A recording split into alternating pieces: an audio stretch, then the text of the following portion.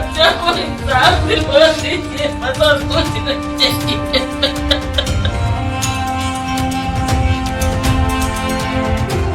Matrimonial site से मिलन, प्यार, शादी के बाद एक बेटे का जन्म, बेटे के 4 साल का होते ही माँ बाप की अनबन और फिर घर से निकली एक लाश। ये कहानी बेंगलुरु के एक प्रसिद्ध AI इंजीनियर की है, जिसे जानने के बाद से ही हर कोई हैरान और परेशान है। अपनी पत्नी की प्रताड़ना से परेशान होकर अतुल सुभाष नाम के प्रसिद्ध इंजीनियर ने खुद की जान दे दी। लेकिन इस मौत के पहले जो उन्होंने वीडियो जारी किया, उसमें कई कहानियां वायरल हो रही हैं। ये कहानियां बेहद चौंकाने वाले दावे करती हैं। इनमें जहां पत्नी ने पति पर अननेचुरल सेक्स के आरोप लगाए, वहीं दहेज मांगने का भी आरोप लगाया था। पति इसकी सफाई देते देते थक गया और खुद को सही बताते बताते अंत में वो दुनिया से ही चल बसा। लेकिन उसने जो कहानी बयां की, वो सबको रुला गई।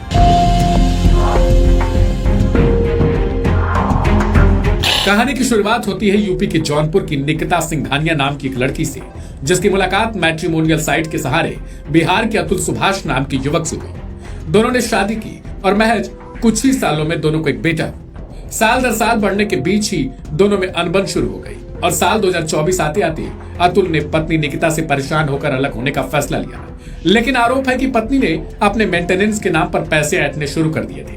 अपनी मौत से पहले अतुल ने 23 पन्नों का एक नोट लिखा। इसमें उन्होंने अपनी पत्नी, सास, साले और पत्नी के अंकल पर गंभीर आरोप लगाए। अपने वीडियो में अतुल ने बताया कि उन्हें और उनके परिवार को दहेज प्रताड़ना, हत्या की कोशिश, घरेलू हिंसा और अप्राकृतिक सेक्स जैसे फर्जी मामलों में फंसाकर परेशान किया गया।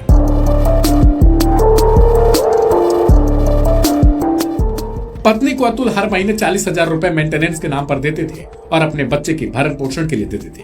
कहा जा रहा है कि पत्नी और पैसे की मांग कर रही थी, ना देने पर फंसाने की धमकी दे रही थी।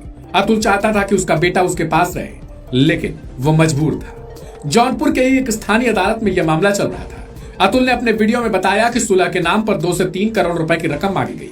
पहले यह रकम 1 करोड़ थी, लेकिन बाद में बढ़ा दी गई। और तो और रीता कौशिक नाम की जज ने सेटलमेंट के लिए 5 लाख रुपए मांगे। अतुल ने ऐसा आरोप लगाया। अतुल ने कहा कि उसके पास प्रूफ है और वह इतने पैसे कहां से देगा।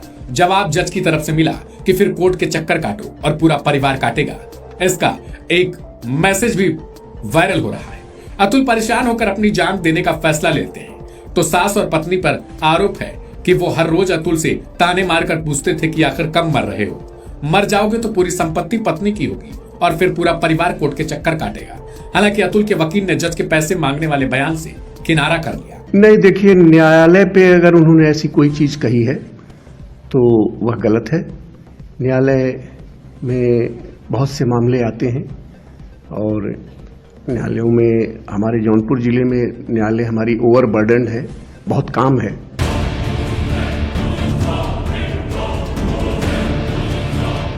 बहरहाल अतुल ने अपने अंतिम वीडियो में गुहार लगाई कि उसकी लाश के पास उसकी पत्नी को फटकने तक न दिया जाए और अगर इंसाफ ना मिले तो फिर उसकी अस्थियों को कोर्ट के सामने गटर में बहा दे।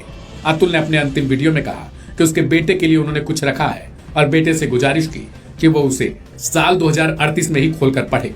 अतुल ने अपने वीडियो में कहा कि उसके बेटे को उसके परिवार के हवाले कर दिया जाए, नहीं तो उसकी पत्नी उसे बिगाड़ देगी।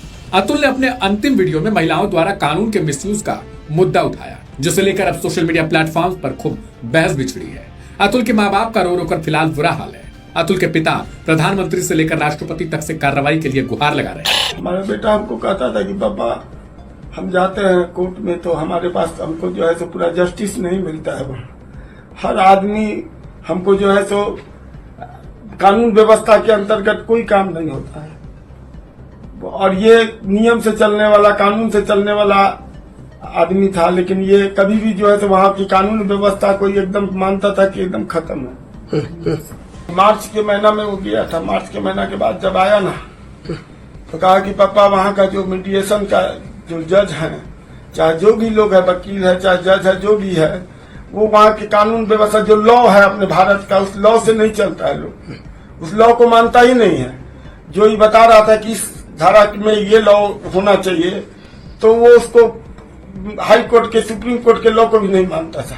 उनको कुछ नहीं, उनको तो 40 बार बेंगलोर, कम से कम 40 बार गया होगा बेंगलोर से जौनपुर, और माने इतनी धारा उस पर एक खत्म हो जाता था केस तो दूसरा लगा देती थी। इस बात के कारण जो है तो भीतर से फ्रस्ट्रेट था, लेकिन हम लोग को महसूस नहीं होने दिया कि क्या है नहीं है। एकाएक हम लोग को खबर गई है कि वो अपना पूरा मेल वगैरह हमारे छोटे लड़के को रात में किया है 1:30 बजे 2 बजे, हमारे पास 3 बजे उसका फोन आया है। उसके बाद हम लोग कैसे कैसे करके वहां से पटना आए हैं, एयरपोर्ट पटना से बेंगलोर पहुंचे 4 बजे शाम में। एकदम 100% सच है, 100% सच है। उसमें एक आध इल्जाम छूट गया हो तो भले ही, लेकिन जितना इल्जाम वो को याद होगा उतना लगाया हो तो एकदम सही है। मैं ये कहना चाहता हूँ कि जैसे शहीद भगत सिंह ने एक देश को जगाया था, मेरा भाई भी कुछ ऐसा ही करना चाहता है कि लोगों को जगाना चाहता है कि कैसे परेशान किया जा रहा है, कैसे लोगों को शादी करके बर्बाद किया जा रहा है। या तो वो बर्बाद हो जा रहे हैं या अपने आप को ऐसे ही छोड़ के चले जा रहे हैं अपने लोगों को इस दुनिया से। इवन इन सुसाइडल नोट उसने अंतिम इच्छा ये लिखी है कि अगर मैं सिस्टम से और इन सब चीज़ों से जीत गया तो मेरी अस्थियाँ गंगा में बहाई जाए। अगर मैं इस सिस्टम से हार गया तो कोर्ट के बाहर जो गटर हो उसमें मेरी अस्थियाँ बहा दी जाए। मैं उनका चचेरा भाई हूँ और वो मेरे चाचा के लड़के थे। उनका घर यहीं पूसा रोड कहीं बाजार में है और यहीं से पढ़ के वो इंजीनियर बने और बेंगलोर में सर्विस कर रहे थे। जिस तरह से उन्होंने सुसाइड किया, सुसाइड नोट में जो है उन्होंने पूरे तरह आरोप लगाए हैं। क्या पहले आप लोगों को कुछ जानकारी थी इस आरोप पता तो था ही कि उसको तंग किया जा रहा है उसके ससुराल की तरफ से। अच्छा, पीड़ित है ससुराल से, ये नहीं पता था कि वो इतना पीड़ित है कि वो ऐसा कुछ कर लेगा। आप लोगों से बातचीत हुई थी? जिस दिन वो एक्सपायर किया उस दिन 10 बजे रात में अपने मम्मी और पापा से बात किया, अपने भाई से बात किया। अच्छा, इनके पिताजी पे केस था तो आप लोगों को जानकारी था केस के बारे में? ये फैमिली केस था तो केस लोग लड़ते हैं तो उसकी जानकारी क्यों रखेगा? लोग सब अपने अपने काम में अपने अपने लोग लगे हुए हैं, अपना केस देख रहे हैं। ऐसा केस तो मर्डर केस तो था नहीं, लोग उसकी जानकारी रखता। फैमिली में वो केस की हुई थी, दहेज पटाना था तो कर रहे थे, पता तो था कि केस की हुई है। क्या लगा, शादी कब हुई थी? 2019 में।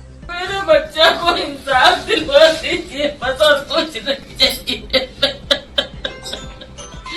मेरे बच्चा को इंसाफ दिला दीजिए, मेरे बच्चा को इंसाफ दिला दीजिए।